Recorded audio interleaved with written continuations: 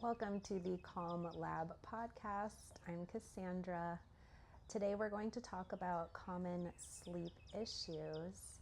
I have a lot of content here on YouTube, which is yoga for sleep. And so through the years, I've just gotten a lot of questions about sleep, what I can do about it.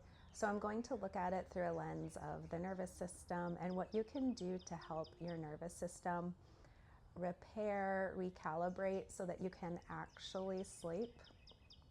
Okay, so the first question is, I do everything right before bed. Why can't I sleep? So if your nervous system is always at that low level hum of trying to protect you, trying to keep you safe, you're not ever going to be able to shut down completely so that you can sleep. Something I definitely want to mention here is to make sure you have your checkups, you talk to a doctor, you see if there is an underlying issue. Personally, I had an underlying issue that took a while to solve, it took a while to figure out. And now looking back on that, I see what was happening was my nervous system was always activated. I could not rest. So there could be something going on. However, there might not be. Our world today is very overwhelming. So we're kind of always activated. We're always in that fight, flight, freeze in the sympathetic nervous system.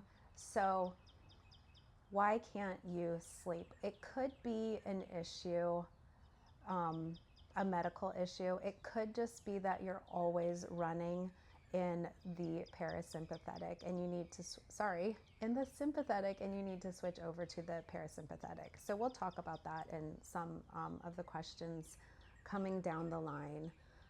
The next one is, why do I always wake up at 3 a.m.?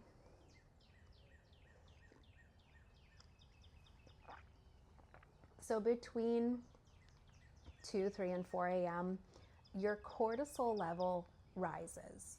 So when you wake up in the morning, your cortisol is at its highest because it's there to wake you up. That's the stress hormone, right? Stress can be good as well. So in order to get you out of sleep, to wake you up, you need that.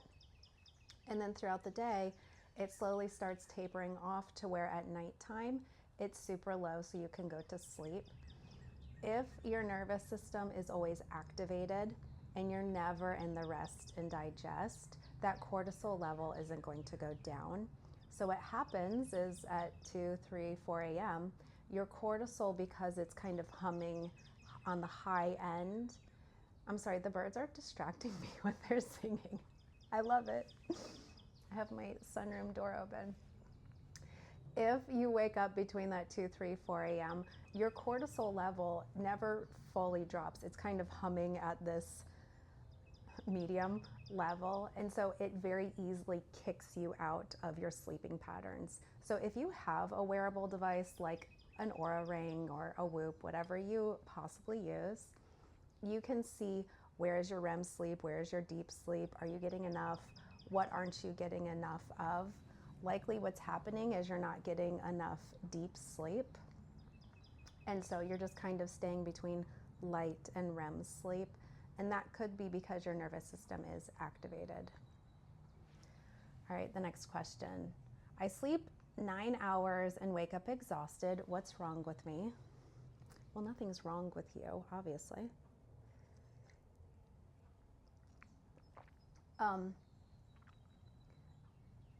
It's the same answer. Your nervous system is activated.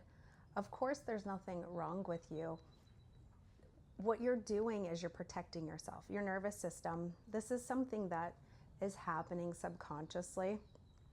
Our nervous system is always trying to look around and search for threats. And then when it notices a threat, it activates. And then when it sees okay, the threat is gone or that wasn't really a threat, it comes back down. But oftentimes what happens is we're kind of always at that threat, seeking out threat, and our body can never come down completely. That's why you're exhausted. I would also be super interested to see how much deep sleep you are getting at that point, because just like the previous question, likely you're not getting into deep sleep. You're kind of between that light sleep and that REM cycle, kind of going back and forth and not getting super deep.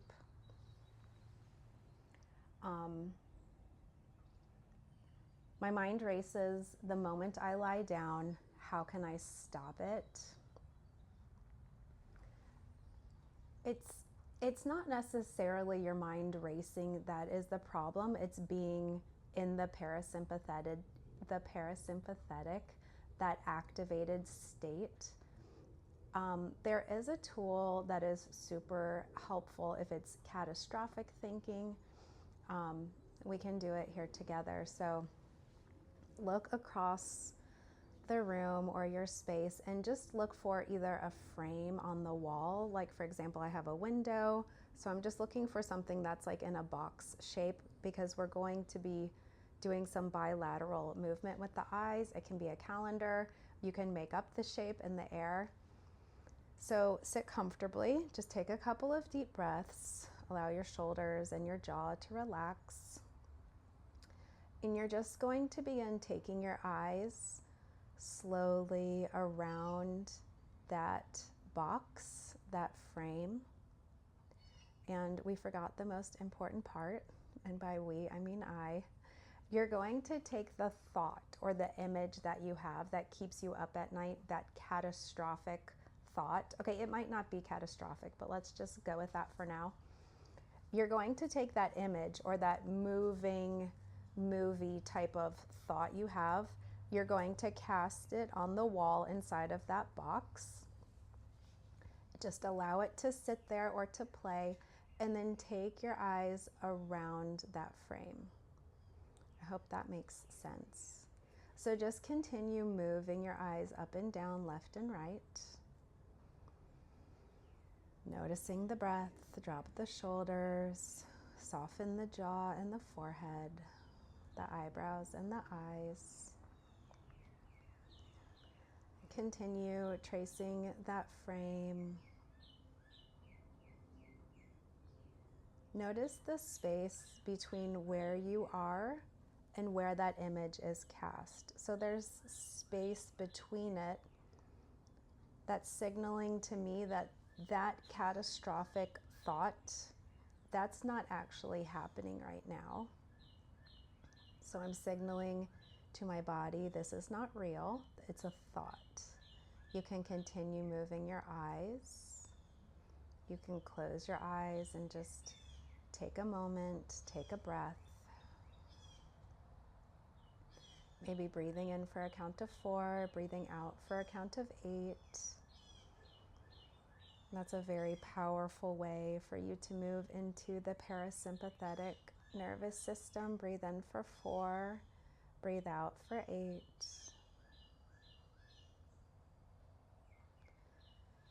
And even if the thoughts are not catastrophic thoughts,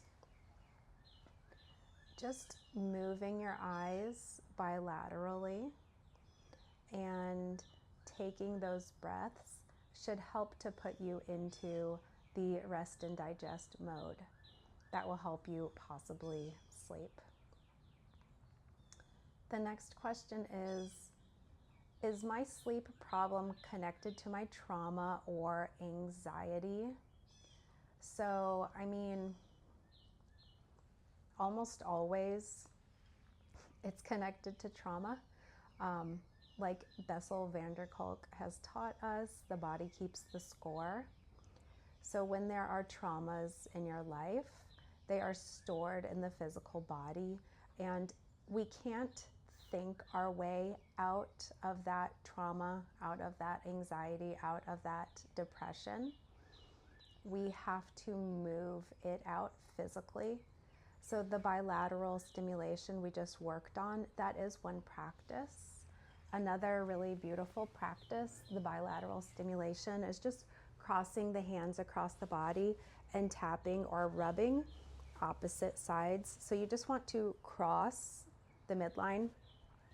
You won't be able to see my legs, but you can do this with your legs as well.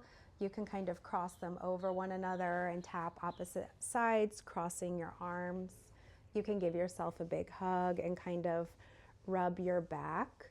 So the idea here is that you're crossing the midline of the body and stimulating other sides.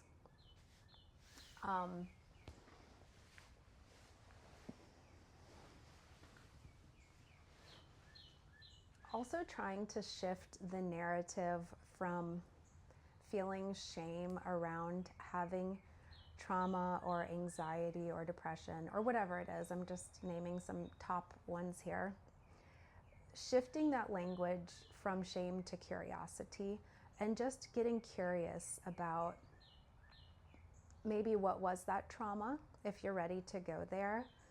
Oftentimes we're not ready to go there, or it's blocked and we don't even know it exists. So getting curious around those things, around how you can physically move your body to help heal. So the bilateral things we did, dancing is probably like the top #1 thing to do. You do not have to be a dancer or know how to dance just to move your body any way that feels good. You can do it in your house so people can't see you if you feel embarrassed.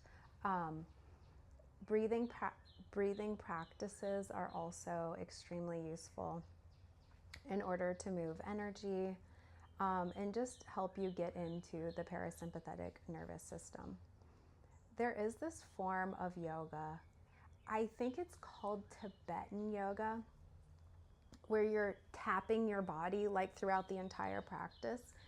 It's very hard to explain. It is very super interesting. It's beautiful because it's like a full body massage, but you're like, you know, doing this thing for the whole practice in certain poses. It's nothing like traditional yoga. If you're interested, I do know a teacher who streams online that practice, and I can let you know if you leave a comment or something. I would be super happy to let you know. She is phenomenal. All right. Okay, the final question, what should I actually do tonight?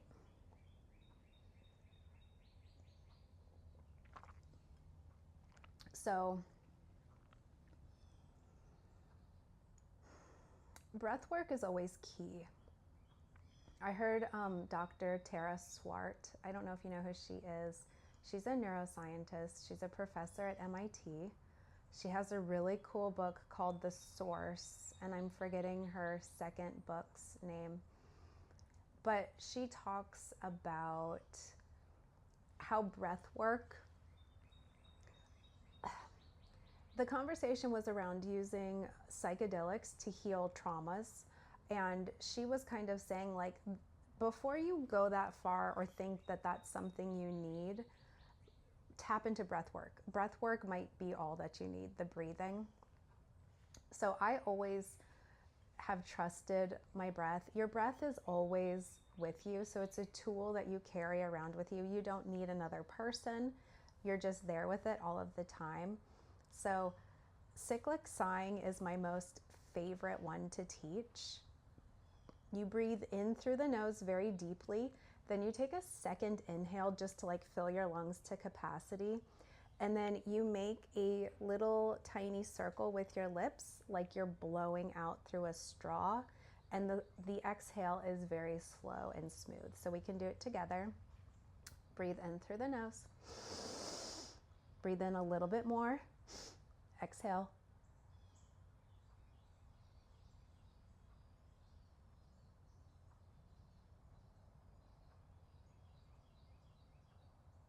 Let's do a few. Maybe close your eyes. Breathe in fully. Breathe in a little bit more. Exhale.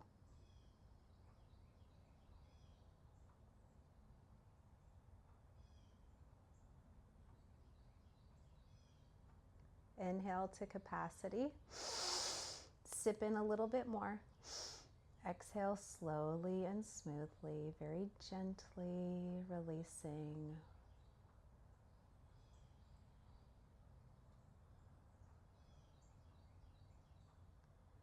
just notice how you feel after that practice. That practice in particular is recommended for 3 to 5 minutes. You can do that as you're laying in bed. Another practice next to the breath work is just physically moving your body super slowly and gently. That's why I originally started this channel with the yoga in bed, because you want to move your body, you want to stretch your muscles, you want to move your muscles. All of those poses and those holdings help to release trauma and help it move through your body. So it's going to put you from the activated sympathetic nervous system into the parasympathetic. There are super short practices. Some are like 5 minutes, some are more like 30. So it just depends maybe on how wound up you are, because the research shows that it takes 25 to 30 minutes to come fully down out of activated nervous system into rest and digest. So if you're kind of feeling like, oh yeah, I'm pretty good, I just want to go to sleep, you could do like a 5-minute practice. If you're feeling pretty high strung, you might want to do those longer practices. Repetition is key. Tying it to a habit that you already have is what the research shows actually keeps habits locked in. So for example, if you want to do the humming exhale breath work where you breathe in through the nose and you hum on the exhale, it looks like this.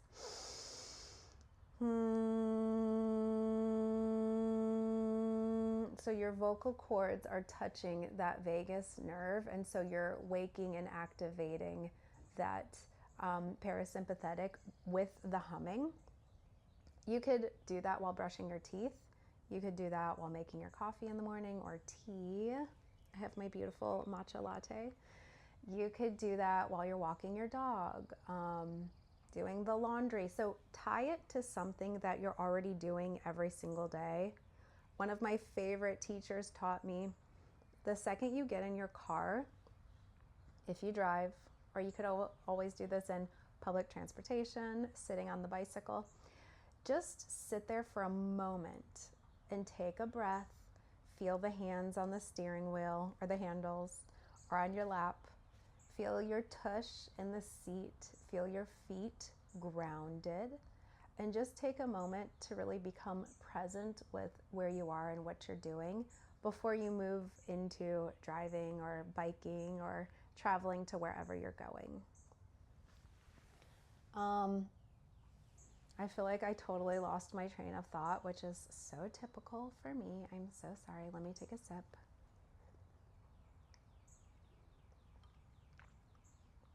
So the question was, what should I actually do tonight?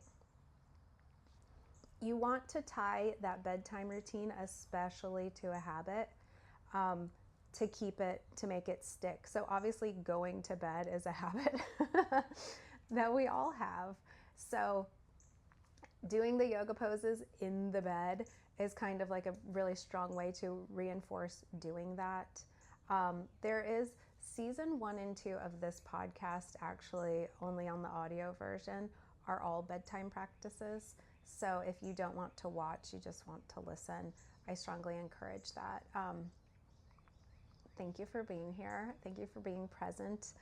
If you have any questions or curiosities, maybe I didn't really explain something well or deeply enough, or you want some more practices, let me know. I am here for you. I hope you really enjoy your day. I'm Cassandra. Breathe, move, learn.